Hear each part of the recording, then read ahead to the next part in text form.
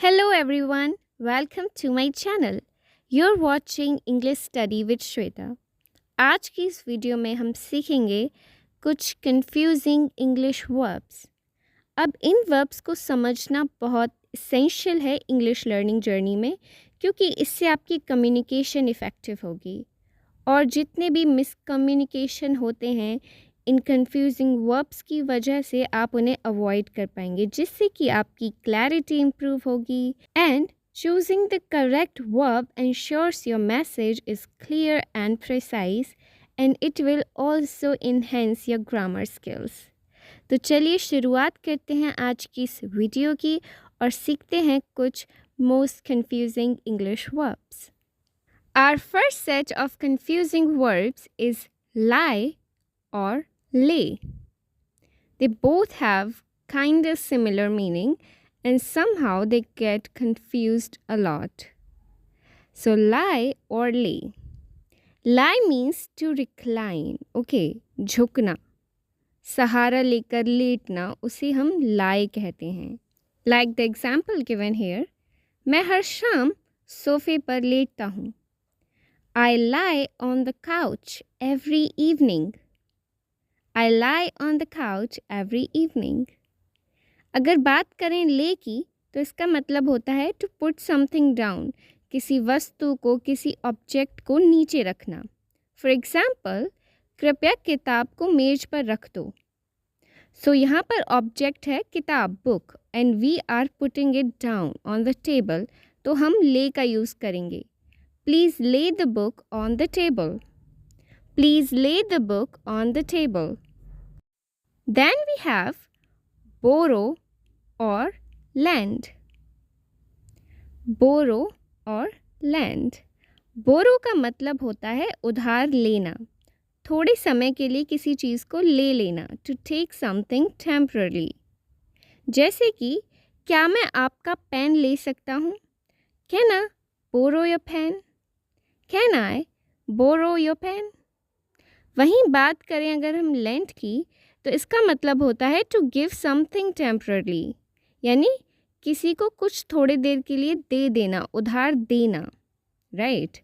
मैं तुम्हें अपना पेन दे दूँगा. I will lend you my pen. तो बोरो का मतलब होता है उधार लेना और लेंड का मतलब होता है उधार देना, to give. Next we have raise versus rise. अब इन दोनों वर्ब्स का एक सिमिलर मीनिंग है, जो कि है लोअर पोजीशन से हायर पोजीशन पर जाना. ठीक है, लेकिन यहाँ पर जो डिफरेंस है वो सीखते हैं हम. जो रेज होती है वो हमारी ट्रांजिटिव वर्ब है, यानी हमें इसके लिए एक ऑब्जेक्ट की ज़रूरत होती है. रेज का मतलब होता है टू लिफ्ट समथिंग, यानी किसी चीज़ को ऊपर उठाना. फॉर एग्ज़ाम्पल, कृपया अपना हाथ उठाएं. Please raise your hand. Okay. वहीं अगर हम बात करें राइज की तो इसका मतलब होता है to go up by itself, अपने आप ऊपर जाना. ओके, ये इंट्रांजिटिव वर्ब है, यहाँ पर हमें किसी ऑब्जेक्ट की ज़रूरत नहीं होती. It goes up by itself. For example, सूरज पूर्व में उगता है. The sun rises in the east. यहाँ पर सन को हम लिफ्ट नहीं करते, वो अपने आप उगता है. सो यहाँ पर हम राइज का यूज़ करेंगे, क्योंकि राइज का मतलब होता है to go up by itself, बिना किसी की मदद से. Next we have bring versus take. Bring और टेक. ब्रिंग का मतलब होता है टू कम विद समथिंग. ठीक है, किसी चीज़ को लेकर आना. कृपया मुझे एक ग्लास पानी लाकर दें. Please bring me a glass of water. Bring me यानी मुझे लाकर दें. Then we have take. इसका मतलब होता है टू कैरी अवे, किसी चीज़ को लेकर चले जाना. अपने जाने पर अपना बैग साथ ले जाएं. Take your bag with you when you leave. So the difference is, bring का मतलब होता है टू कम विद समथिंग, किसी चीज़ को लेकर आना, और टेक का यूज़ हम करते हैं when you want to say to carry away, किसी चीज़ को लेकर चले जाना. Next we have remember versus remind. इन दोनों का जो सिमिलर पॉइंट है वो ये है कि पास्ट एक्सपीरियंसेस को, पास्ट इवेंट्स को, जो गुजर चुका है उन यादों को प्रेजेंट में लेकर आना। लेकिन जो डिफरेंस है वो हम सीखेंगे। रिमेंबर मीन्स टू रिकॉल, यानी याद करना।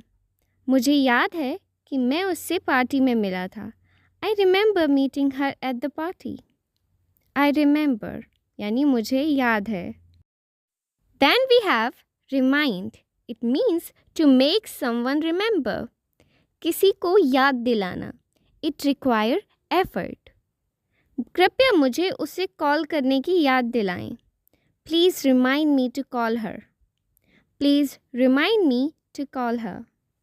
देन वी हैव से और टेल। से इट मीन्स टू स्पीक, बोलना। से जो होता है वो फोकस करता है ओपिनियंस पर, थॉट्स पर, कोई भी बात हो उसको बोलने पर। जैसे कि उसने कहा कि वह व्यस्त थी। She said she was busy. अगर हम बात करें टेल की तो इसका मतलब होता है टू इन्फॉर्म समवन, किसी को किसी बात की जानकारी देना, इंस्ट्रक्शंस देना। It focus more on the content. Okay, उसने मुझे एक रहस्य बताया। She told me a secret. यहाँ पर एक और डिफरेंस है कि टेल के बाद हम ऑब्जेक्ट प्रोनाउन यूज़ करते हैं, जैसे कि मी, अस, हर। जैसे कि she told me, she told us, she told her. लेकिन सेड के बाद हम सीधा ऑब्जेक्ट प्रोनाउन कभी नहीं लगाते। अगर हमें ऑब्जेक्ट प्रोनाउन यूज़ करना है तो हम उससे पहले टू लगाएंगे, जैसे कि she said to me, she said to her. Well, this was all for today's video. I hope you found my video today helpful. If you do, please hit the like button and subscribe my channel to stay updated. I'll meet you in my next video. Till then, keep learning.